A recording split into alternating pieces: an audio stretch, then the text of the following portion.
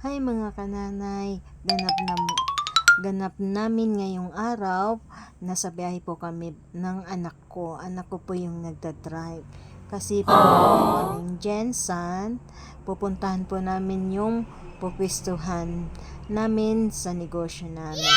Kung maganda ba o hindi. So ito mga kananay, yung anak ko ang bilis naman magpatakbo nito.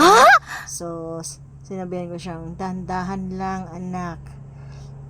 Kasi uuwi pa tayo. Joke lang. So, yan po mga kananay. So, bali yung dinadaanan namin ngayon is shortcut mga kananay. So, sobrang init mga kananay. Ayan po. Sobrang init po. Nasa 10 a.m. yata kami. 10 a.m. pa po dito yan mga kananay. So, yan po yung ganap namin ngayong araw. Sobrang init.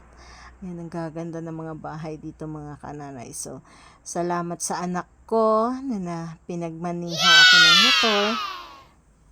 Pero may bayad yan mga kananay. Ay, mga anak nga ngayon, hindi